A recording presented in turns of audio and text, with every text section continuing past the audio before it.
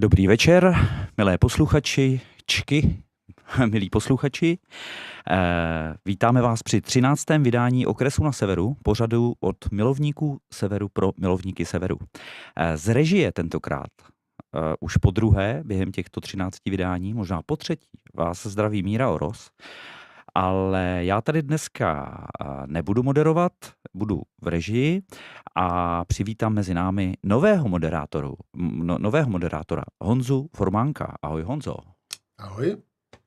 Honza Formánek čas od času si přivede sem do Studia Hradební hosta z kopců okolo Ústí, kde taky žije, a my jsme si to tady interně pojmenovali, že budeme těmto vydáním Okresu na severu říkat kopečkáři. Takže vítejte při prvních kopečkářích.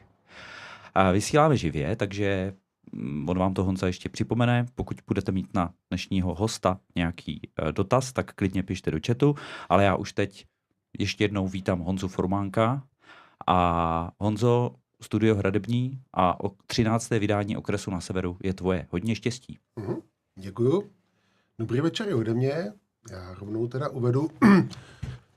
uvedu to, co se tady dneska bude odehrávat, a vlastně jednak to bude teda, jak zmínil už Míra, první díl takového jako podprogramu Kopečkáři, kde je vlastně připraveno to, že bychom si sem zvali právě hosty z kopců, různé zajímavé lidi, kteří žijí vlastně v těsné blízkosti Ústí, ale se samotným městem jako takovým nemají úplně přímou interakci. Je to proto, že tam žije spoustu zajímavých lidí, hlavně v poslední době. Jeden z těch nejzajímavějších tady bude dneska s námi dnes večer. Je to Augustin, já ho za chvíli představím. Ale ještě předtím, než si s ním budeme povídat a než ho představím, tak bych vám rád sdělil, že Augustin vlastně nemluví česky, respektive umí česky pár slov, ale jako čeština jako taková pro něj není komunikační jazyk. A proto jsme se domluvili, že dnešní rozhovor bude v angličtině. Pokud to někoho z vás klame, tak se samozřejmě dopředu omlouváme. My se případně ještě pokusíme, pokud bude zájem, dovyrobit nějakou možnost porozumění, ale určitě to všichni zvládneme, nebude to nic složitého. Tak, ještě bych rád připomněl, že máte možnost v průběhu večera, v průběhu rozhovoru, psát živé dotazy, a pokud nějaké dorazí a budou zajímavé, tak samozřejmě rádi vám je ještě odpovíme. Takže pokud to všechno přepínáme na vysílání v anglickém jazyce, a já teda začnu anglicky. So, a huge majority of us love traveling. For most of them, it's a kind of expression of freedom of our lives. But there are many people who do not travel just for fun. They travel because they are forced and they have no chance to enjoy the freedom. One of them is here with us tonight. It's my friend Augustin. And I would like to just express one framework or maybe name of the interview, which can be potentially next stop Czechia, in Czech, příští zastávka Česko. Maybe you will understand later better, because this expression was one of the first Czech expressions to which Augustin and his family was facing and learning as well. So, first of all, I would like to say a little bit something about Augustin. From my perspective, he's a kind of history textbook, because during his life, it's a very nice demonstration or illustration of the history of the 21st century, especially the beginning. I feel him like to be old good friend, and maybe we can call him as a Forrest Gump of nowadays. So, thanks to his very good English, we can together spend some time and understand a little bit to this history, especially with focus to his Ukrainian part of life he spent there. And maybe I will take over the speech to Augustin to introduce himself shortly, and especially I would like to ask you to express your family name. I'm sorry, I can't to do it because it's too difficult for me. So, Augustin, it's up to you now. Ahoy. My name is Augustin Irebinyahi Ehiavi. I am from Nigeria. I live in Ukraine before running to this place. So we are here. Okay, thank you. So my idea was to make 3 blocks to the history, present, and future of you. And before we start with the past, I would like to give you one question which is very typical and everybody will like to hear it. You come from Ukraine, you are like a Ukrainian guy for us. Why didn't you join the Ukrainian army actually? This is a very good question. The Ukrainian government was not in need of my service according to their laws. Mm-hmm. And secondly, I am not technically taught about such service. Mm-hmm. So in my own opinion, I think I am also making all the effort. I have my family, Ukrainian citizens, 3 Ukrainian citizens under my watch. So even not in Ukrainian land, in another place, I am still taking care of Ukrainian citizens. So I think I am doing something for the country at the moment. As we all are trying to do. Thank you. Of course. So let's start with the past. As far as I understood, as you mentioned, you are coming from Nigeria. What would you tell us interesting about your childhood and young years spent in Nigeria? How it was in comparison with Czechia or Ukraine, Europe generally? Well, a lot of similarities, a lot of differences. It depends on the areas that is being interested in. I grew up in Nigeria, Ewosa, Igweben local government, Edo State. So interesting. We played, we walk, we go to school, we think, we misbehave sometimes as children. But it was not very easy. I was not from a very rich home. But I am grown up, thanks to God, thanks to my parents. So I'm now an adult, a father of children. Okay, thank you. And actually, what about your studies? As far as I understood, you started your university studies already in Nigeria, and then you tried to continue it in Ukraine, and that was the point you got to Ukraine, actually? Sure. I went to primary school, according in Nigeria, from primary school to secondary school. Then from secondary school, went to university, Kogi State University, where I studied law. So at a point in time, I decided to continue my studies in Ukraine. So that was how I got to Ukraine. Yeah. So at the end of the day, some situation came up, I couldn't continue. So I'm left out to survive and live. I got to marry. I'm now raising a family from Ukraine. But before your life turned to the better direction, as far as I understood, you was once having no background. Of course. If we really have time to talk about those things, they are very long story. It took me 11 years. So it's not. So I will have to look for a better way to keep them in a fight to make it short. Yeah, I was driven away from school. I was homeless. I was in the cold for a very long time, for up to 2 months. No place to live. Yeah, because I was not needed by anybody. But at the end of the day, we continue struggling with the help of God, and I got to know my wife, Irina. So we were living together. So we started living. Okay. I was deported as well. At a point in time, I was deported because I was not having any legal residence in Ukraine. So I was deported from Ukraine. So with the help of my wife now, she invited me back. I got a visa to come back to Ukraine. Okay. So it took me a lot of time. I sought my document situation. Yeah, I was struggling, digging, cleaning, doing everything just to survive. Even now, I'm ready to do anything also to survive. Also the second phase of it. Yeah. So that's it. Actually, you was already facing to some young people here in Europe who are who don't know what to do. They are changing the studies. They are hopeless and so on. Yeah. And on the contrary, you was facing two completely different situations to survive. Sure. What was your engine? What was your power to go on? What was your power to grow up, actually? That's personal interest in life. I was brought up by a experienced man, which is my father, and my mother, well-cultured people. So they put in me some certain spirit that somebody, a child, a person has to be focused, have to achieve something, have to be all the time doing something. That when you are not doing something, you are not useful.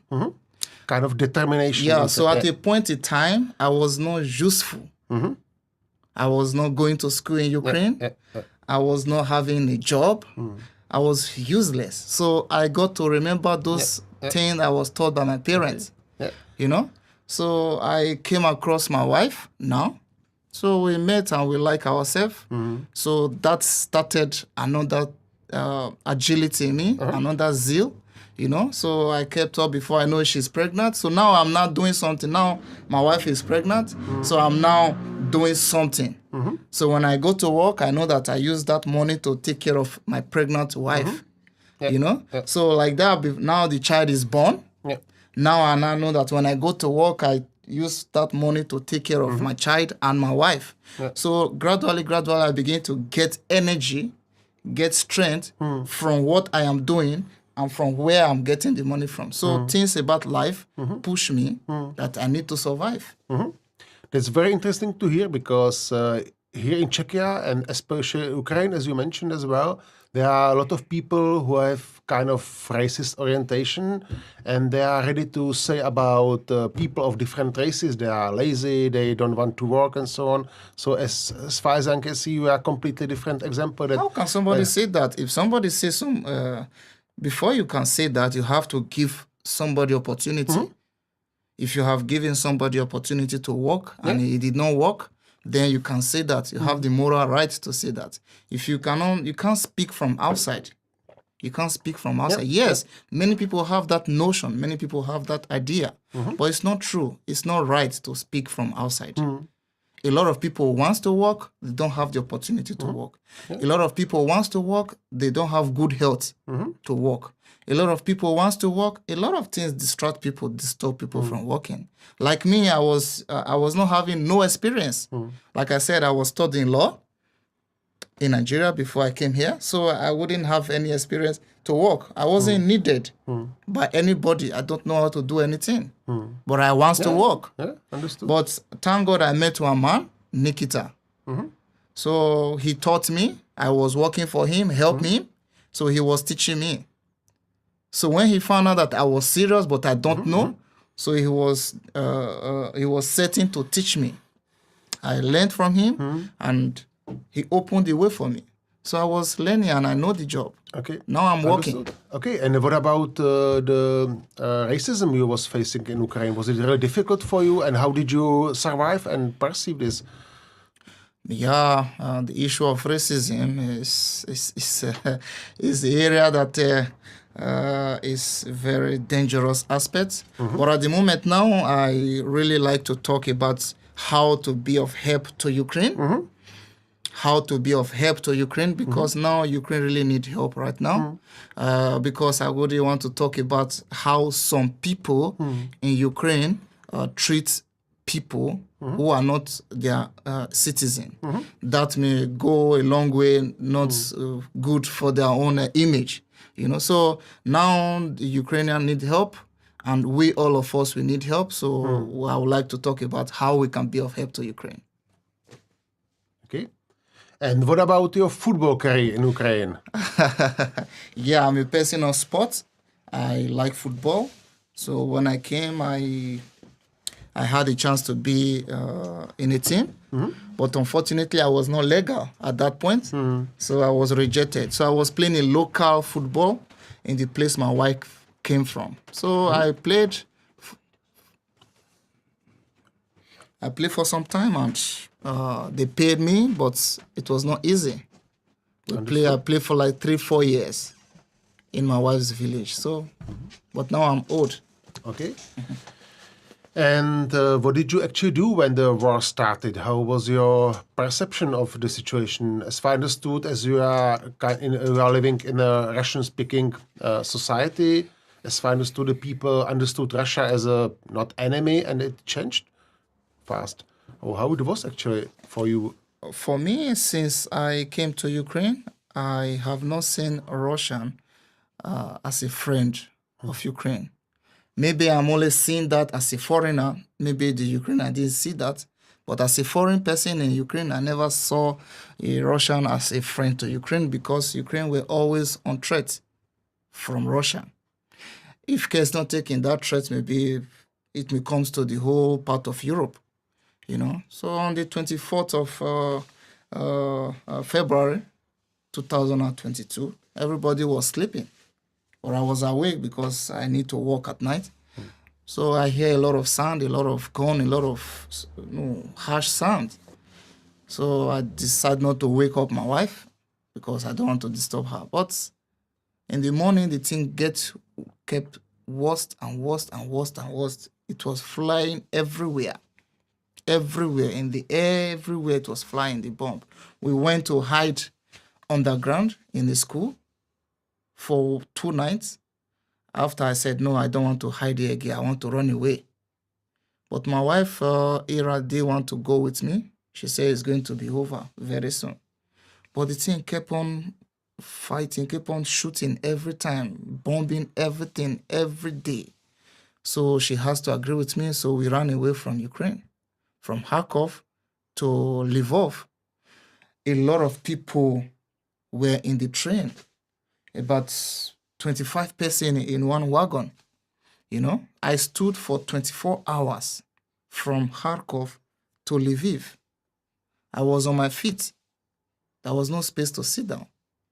So when I came down, I fell down because I couldn't feel my leg again. You know, so we managed to cross the border to Slovakia. That was where I met you. And from that time I met you, things has been very well. Things has been very good. Let's be sincere. So once again, thank you very much. With pleasure. It was my pleasure. And actually, I mentioned already a few times, I did it more for myself than for the people, because when the war started, I was having a holiday in Cyprus. I didn't know that Cyprus has quite good relations with Russia, so I was rather afraid about my family. And the feeling of powerless for man is very difficult. So I thank you giving me chance to do something. Oh, we needed our help. We needed it. Okay. So now we are in Czechia. You are trying to work a little bit somehow. You have some little work experience with some little job, but generally you are searching for some regular work. If there is anybody giving you a chance, it would be nice. Augustin is working on a construction site and has experience with it. But actually, other thing is that nowadays you are living in the less religious society in Europe. On the contrary, you are Christian. How does it fit together? How do you feel like? Or can you ever imagine that you will live among people who are not Christian belief? Or how do you perceive this? This religion is in the heart. What Christianity means is what you've done to my life and to my family. That is the Bible. That is the Christianity. So when you say you live in an area where there is no Christian, I wouldn't believe that now. But you are the one saying it. But I've never thought of it because I enjoy the outcome of being a Christian. So it's not interesting for me what you believe or what people believe. What is important is the heart of people, the mind, the brain, the mind of people, and what they do, what they speak, the actions. So for now, I have no problem. Mm-hmm. Yeah. Nice to hear. Great. And what about the Czechs generally? How do you perceive the Czech society, Czech people? You met already a few of them, so you have already some fresh impressions. Maybe it will make us more rich to hear some feedback from outside. Yeah. At the moment, I am feeling okay. that even reminds me, I want to use this opportunity to say a very big thank you for the government of Czech. You know, they have created a good, hospitable environment for the people of Ukraine. You know, we have been enjoying their hospitality ever since we came here, so as well as the people of Czech. I have spent a month and some days here. I have not had any negative encounter with any Czech person. Everybody do what they're supposed to do. They greet when they're supposed to greet. They help when they're supposed to help. Like when I don't speak, I want to go to some places. You speak English? No, they want to know what's my problem. So we find a way to describe to each other. I use hands sometimes. But at the end of the day, they help me. I get to where I want to go to. So at this moment, I want to say thank you to all the Czech people. Thank you to the Czech government. And thank you for every person that I have met. They have been so well to me. Thank you. And what about your Czech language? Can you express already something? Like I said, when I started with Czech language. I say ahoy, you know, díky, příští zastávka. Yeah. So a lot of words that are flying into my ears, but I'm still trying to regurgitate my life here. So it's going well. I know with time I will speak the language. And maybe I can know that thanks to your perfect knowledge of Russian and Ukraine as well, you can understand rather well to Czech people. Sure, because some Czech language, they are familiar to Ukrainian words. So when they speak it like dobre is dobre in Ukraine. So some words are so familiar. So it helped me to assimilate, to know some of this meaning. Actually, as we are speaking about the Czech context, I would believe it's a big change for you from the perspective of living in a different shape of the country. You spent few years in a flat land of Kharkov, and now you live somewhere in the highlands, as we mentioned in the very beginning, because you are the first guest of sub-program called People from Highlands. So now we are a guy from Highlands. How do you enjoy the life in Highlands? Yeah, it's in the first place, it's in nature. The nature is so beautiful, and I'm enjoying it because this is a dream place, a place somebody can want to always be, wants to visit, but sometimes you don't have the opportunity to visit some of those places. But I don't want to say thank you for this problem, but through this problem, I was able to visit such a beautiful place. Mountain, when you are moving, you move like this, your car, your bus, it turns U, V, you know, so it's very interesting. Nice to hear. Okay. Are there any questions from the audience or from our master? No, nothing. Okay. If this is the case, then I'm having some, which is back to the serious topics a little bit more. Actually, you have already potentially heard that about 95% of Czech people are definitely supporting Ukrainians. This is not for many different reasons. Majority of them do it just because they believe it's a good step forward. It's a maybe kind of act of Christianity as well. And there are as well few who can find some rational reason behind, because as you have heard, there's a lot of vacancies in the job market. So this will help to the country even from the economic perspective. But on the other side, there are few people who are a little bit under the pressure or influence of the pro-Kremlin, pro-Russian propaganda. And unfortunately, they are able to say, from my perspective, kind of stupid things like, what if that was Ukraine army who bombed Kharkov, for example, or the other country? What if this was Ukraine people who create this and this? What do you think about how you can perceive such a strange behavior of the people? Do you already met something like this before in Ukraine? If somebody is having such an impression, I will have to ask one question for such a person. For instance, there is a man, a father, there is a child, and there is a mother. Let's assume the mother wants to get something from the father. Does she need to kill his own son in order to get something from her husband? Mm-hmm. That means for her husband to know that she really needs something, so she has to kill her own son so that her husband will say, oh, it's true, okay, take what you want. Can somebody do that? Yes, that makes no sense. Actually. It makes no sense. Yeah. It makes no sense. So Actually, this is what your question is saying, that actually Ukraine, they bomb their own self, they kill themselves to let the whole world know that Russia is bad. How does that make sense? Actually, I have the same experience. Just a few days ago, I was sitting in a local pub in the village where we do live, and I met there a woman who I'm greeting now, giving my best regards, who told me actually that what about if the bombs came from Ukraine side? And I told her, okay, you can express this, why not? But you have to as well face to the truth. I have few people who enjoy this, who are living victims of it, and they will tell you whether the bombs came from Ukraine or Russian side. Are you ready to face to the truth? Can you imagine what she told me? She told me, I stopped the discussion. And that's all about. That's all the trick about. If you face them to the truth, they are not able to continue the discussion. That simply means you have the answers to your question. Because somebody cannot kill his own people just to get some what favor.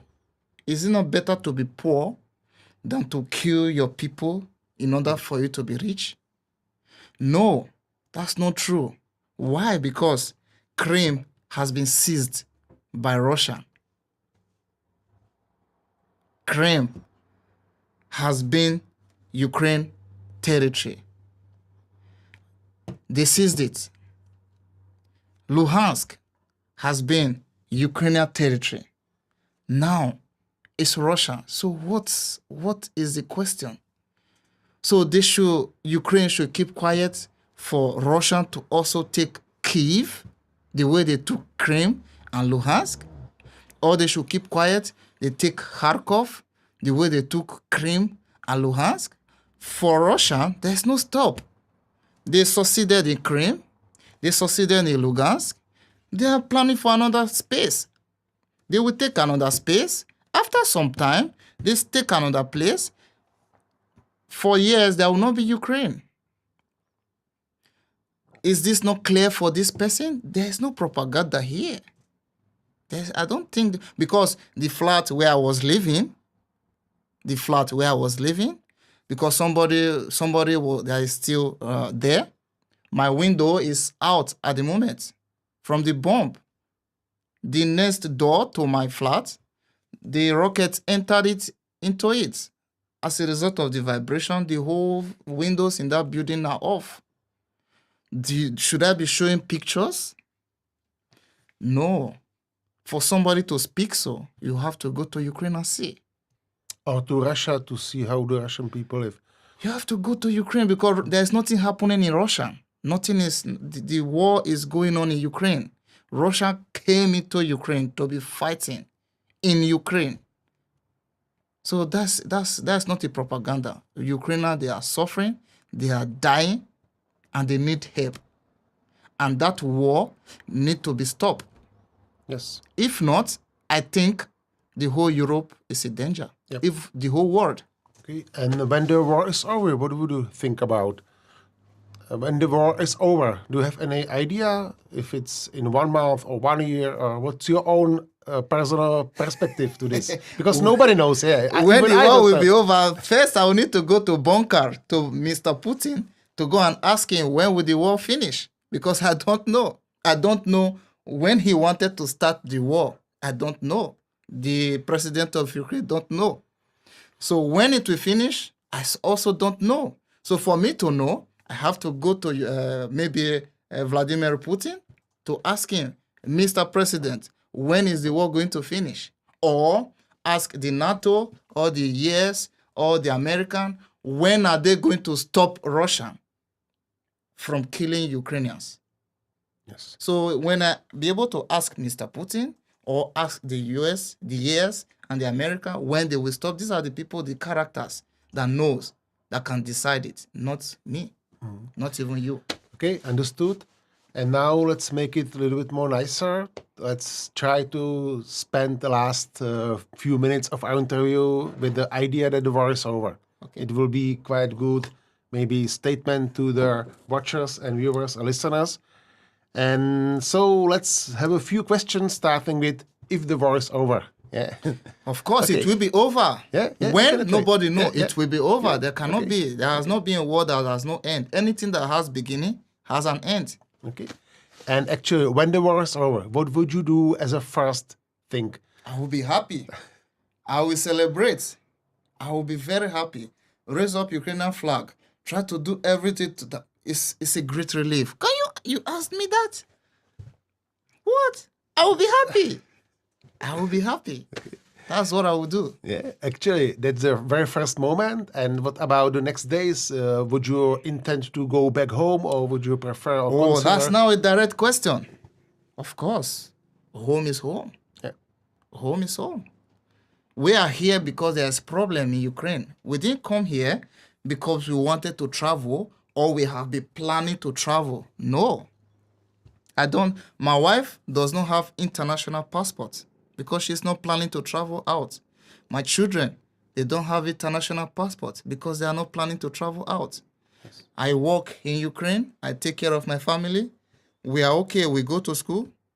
We are okay. So when the war is over, I hope Ukraine will remain Ukraine. Everybody will be alive. Of course, we'll go back home. Okay, and what if Ukraine will not stay the Ukraine as it was before the war? What if Ukraine would consider to join the EU? Would you vote in potential referendum for or against Ukraine to join the EU? If it's not too personal, sorry for that. That question is funny and is real. Just refuse it if you want. Sorry. I wouldn't refuse any question. Why? Because if people want to hear, so I would tell them. If my vote is important to make a decision, if I'm allowed, I will vote 2-3 times to make sure Ukraine, they are now a member of European Union because they cannot afford to share some certain values with Russia. They are not trustworthy. Russians are not trustworthy. So it's better to live outside of them. Mm-hmm. Okay, when the war is over, another question. If you remember when the Second World War was over, there was spent a lot of money to survive or resurrect Germany and other countries of Europe, but it was including Germany. Imagine now, when the war is over, everybody counts with kind of Marshall Plan for Ukraine to grow up again. What about Russia? Do you think that it's good idea to invest European money into the Russia after the war to help them to create new society or new type? Or what's your own understanding of this? Has Russia begged the world for support? Has Russia asked the world for support? Has Russia told the world they have problem? The Ukrainians come out every day to tell the world they have problems. So who comes out to say he has a problem so the world will help? So until then, when Russia come out, we'll think about it. The people involved will think about it. Yeah. Maybe we can play together the same game how it was in Germany, who had some rather difficult past in the first part of 20th century when they created Nazism, fascism, all of this. And nowadays they create a big pillar of the European democracy. Would you imagine the same with Russia, actually? To change the regime, to force Russian people to set up new mindset, eliminate the corruption and so on? Can you imagine this? Russian, they have their own mentality. They are so different from every other person. You know, so their mentality, they are not ready mentally. Their mindset, they are not grown. They are not living in the 21st century. So they are so okay with the system they are living. So this is why they have such a ruler. A ruler, not a president. They have a ruler, whereby they force you to decide what you don't like. So this is what is happening in Russia. Russia can never do that. Russian will always live the way they are, unless maybe it will take a lot of time, not now. Maybe when there is no Putin, maybe if they have decided to change their political system. So maybe, but I don't see that in the closest time at all. Okay, so it was a lot of about international politics, about context and so on. Maybe we can go back to the common people's life and have some little bit light, easygoing end of our interview, if it's not okay. So what about if you would share with us your most funny experience or most funny moment you enjoyed in Czechia? These are the moments I don't know how to speak. I want to buy a ticket. I don't even know how to pronounce where I'm going. I end up not buying the ticket. I want to buy some eggs. I don't know how to call the eggs. I want to buy some meat. I don't know how. In fact, it's funny. Sometimes I just begin to laugh at myself, but it's crazy. But now I'm really enjoying this place. Okay. Yeah. So that's what all from my side. Actually, thank you a lot for time spent with us. I believe it was really interesting. And now I would like to take over the speech to the Miroslav again. Maybe he would have some question or anything like this. Yes, I think we are not at the end of this interview because I have one question. I think we forgot a little bit two children, and I have a question. You have two kids? Sure. Is it true? Yeah, I have two children. How old are they, and how are they feeling last 1.5 months? Yeah, thank you for that question. I am here. I didn't forget about them. But we did, sorry, I did. I was not asked about them. Mhm. So now you ask about them, so I will speak about them. They are always here and they are always here. But here is not my place, so I won't come and be talking about my children because I have children. Now you have asked me, they are okay with the way Mr. Honze has been taking care of us. He is like a father to us. He is doing everything he buy toys for them. He play with them. He do everything so they feel at home. He help us to arrange for school for the senior one. That is Santos. He's 9 years. And the other one, Benjamin, he's 5 years and some months. He will be very soon will be 6 years.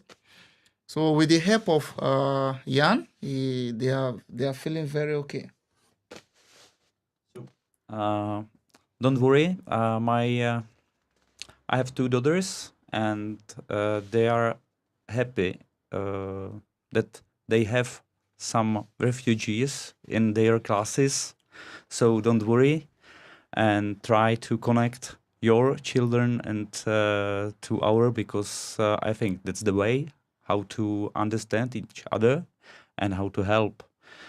So that was my question. And actually, it was a nice framework of our interview in the same moment as we started with you and your childhood in Africa when you played, enjoy to spend the time together. So luckily, even our children can do it. And maybe that's the key how to solve the world's problem. Yeah. Okay? Yeah. Thank you. And? Tak si to, Honzo, ukonči. Dobře.